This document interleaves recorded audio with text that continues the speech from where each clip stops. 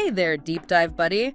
Ready for another wild ride through the world of cybersecurity? Buckle up. We're diving straight into the headlines from September 30th. And let me tell you, it's a real digital jungle out there this week. It always is, isn't it? Always.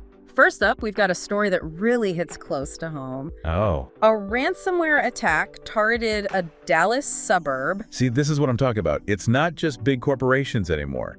Municipalities, essential services, they're all in the crosshairs. Exactly. These are the systems we all rely on: schools, hospitals, you name it. It's scary stuff. Richardson, Texas managed to fight this one off, but it's a wake-up call for sure. No one is immune. And speaking of ransomware, there's a new player making waves, Storm 0501. Ever heard of them? Oh, yeah. They're like the new kids on the block, but don't let that fool you. They've gone from partnering with other groups to launching their own attacks and their tactics. Pretty sophisticated. So what makes them different? What should we be watching out for? Well, they're really into these hybrid cloud systems. Hybrid cloud. Wait, you know, those systems that combine public cloud services with private networks. They're everywhere, but they can be tough to secure. And that's what Storm 0501 is exploiting. So they're finding the weak spots in the system. Exactly. And it's not just one type of victim either. We're talking government agencies, manufacturing companies, the whole gamut.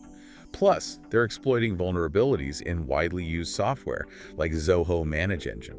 So it's not just about keeping your own computer safe. Not at all. It's about the security of all these interconnected systems we rely on every single day. It's about the bigger picture. Okay, so let's switch gears for a moment and talk AI. Right. Specifically, those squiggly CAPTCHA letters. You know, the ones that are supposed to tell humans and bots apart. I know them. Well, guess what? AI is acing those tests now. Really? You're kidding. CAPTCHAs were supposed to be the gatekeepers. What's going on there? It seems AI has learned to play human. Researchers are training them to mimic mouse movements, the hesitations, the corrections, everything. Wow. So are CAPTCHAs useless now? Not completely, but it definitely raises some red flags. It means we need stronger authentication methods like multi-factor authentication, you know, that thing where you need a password and a code from your phone. Right, an extra layer of security. Exactly, because AI is catching up fast. And speaking of AI and the need to adapt, remember OpenAI, the ChatGPT folks. They had a bit of a PR nightmare on X, formerly Twitter. They did? Hackers took over their account. Oh, no. What did they do? Used it to promote a fake cryptocurrency scheme. Of course. See, it's not just about ransomware and fancy AI tricks. Crypto scams are exploding. They are. The FBI estimates Americans lost $5.6 billion to them last year. Just last year. 5.6 billion, that's insane. It's a jungle out there, like we said. 5.6 billion with a B. That's wild.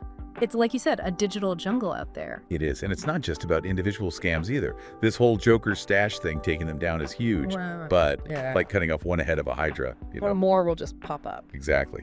Where there's a demand in this case, a way to launder stolen crypto, someone will fill that void. So it's a constant battle. Constant. But hey, at least we're fighting back. And speaking of fighting back, what about those accusations against Iran? Election interference, that's a whole other level. It is. What are the implications there? It's not just about stealing data, right? Right. This is about potentially messing with democratic processes. Sowing chaos, influencing opinions. The stakes are really high. Cyber warfare, but fought in the shadows. Exactly. Yeah. And it's not limited to elections. We're seeing state-sponsored hackers going after critical infrastructure, banks, even research labs. It's a whole thing. A whole thing that's kind of terrifying, honestly. So if the bad guys are always upping their game, what can governments and organizations even do to protect themselves? Well, it's multi-layered, right? Stronger cybersecurity measures are given: firewalls, intrusion detection, the whole 9 yards. Sure, the basics. But it's also got to be about sharing information, working together internationally, and honestly, being more proactive. Proactive how? Like, what does that even look like in the cyber world? Thinking ahead. Finding vulnerabilities before they're exploited. And yeah, sometimes taking the fight to the attackers themselves. Taking the fight to them? That sounds kind of intense. It can be. It might mean disrupting their operations, exposing them, even targeting their finances. It's complicated for sure, but it's the reality we're dealing with. It's like we're living in a spy movie. So we've covered some pretty heavy stuff: ransomware, AI, international espionage. Before we move on to even more things to worry about, Before we move on to even more things to worry about, let's hit pause for a second. Okay. We've covered a lot of scary stuff, but what can our listeners actually do to protect themselves? Besides the obvious, like strong passwords and software updates. Yeah, those are crucial, but they're just the tip of the iceberg, really. So what else you got? What are your top tips for like everyday digital self-defense? It's about being smart, you know? Like, think of your digital footprint like your real one. Okay. You wouldn't just, like, walk around with your front door wide open, right? It's true. Same goes for online. Don't overshare personal stuff. Be careful what you post on social media. Once it's out there, it's out there. Exactly. And be careful about suspicious links, emails.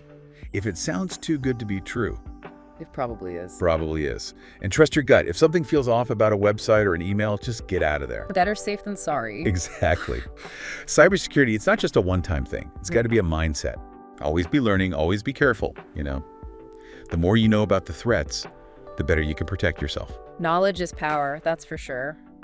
Well, this has been an intense but eye-opening deep dive, to say the least.